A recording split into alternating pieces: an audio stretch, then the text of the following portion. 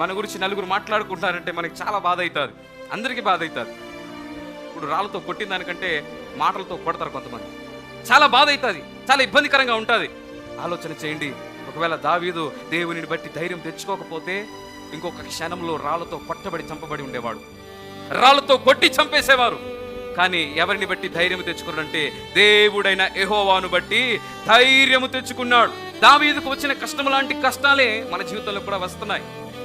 మన చుట్టూ ఉన్న అనేకమైన ఇబ్బందికర పరిస్థితులు, మన చుట్టూనున్న ఆర్థిక సమస్యలనే వలయాలు, మన చుట్టూనున్న అనారోగ్య సమస్యలు, మన చుట్టూనున్న మనుషులు, మన చుట్టూనున్న శత్రువు అపవాది మనల్ని ఇబ్బంది పెట్టి మనల్ని కడముట్టించాలని, మనల్ని ఛేదించాలని, మనల్ని అవమానపరచాలని, మనల్ని దుఃఖపరచాలని వాడు ప్రయత్నము చేయుచుండగా పౌలు అంటున్నాడు, ఏమంటున్నాడు అంటే, మీరు మీకు కలిగిన శ్రమలను బట్టి అధైర్యపడకండి, అవి మీకు మహిమకరములై ఉన్నవి.